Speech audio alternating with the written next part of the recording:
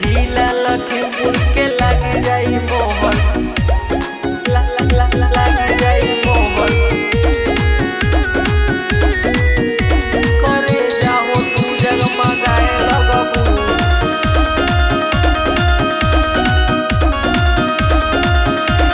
दिल्ली से चली के आई हो, यूपी का लौंडा पटाई हो।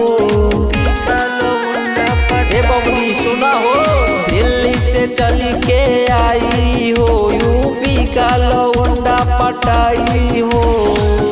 देखो बुझ पावर तो सुनो करे जाए लगाबू।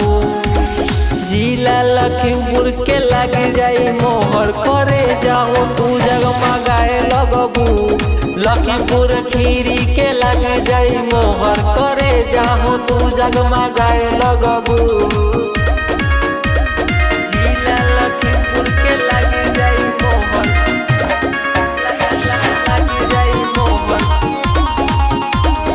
म्यूजिक बाय कृष्णा राव। करे जाओ तू जगमगाए लगबू। हमारा नियन लइका केहू ना भेटाई हो, कस देह बैसन हम कबो ना भुलाई हो। अरे लखीमपुर है आरा बलिया चंपारण हाथ जोड़ देले बा, अब से कहबू लखीमपुर तोड़ देले बा। बात माने हो रानी, नहीं तो तू छटपटाए लगबू।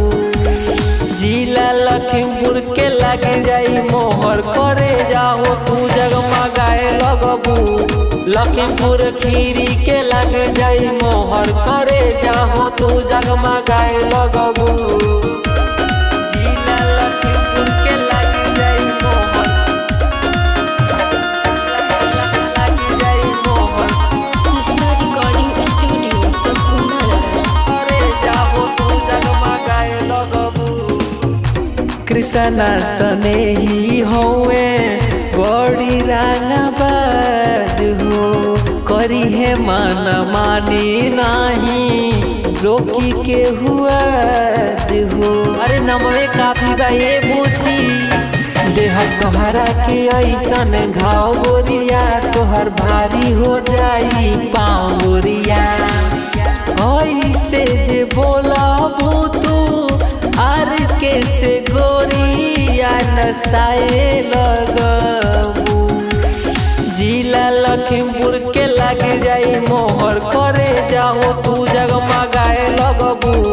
लखीमपुर खीरी के लग जाई मोहर, करे जाओ तू जगमगाए लगबू। कृष्णा रिकॉर्डिंग स्टूडियो संपूर्ण नगर।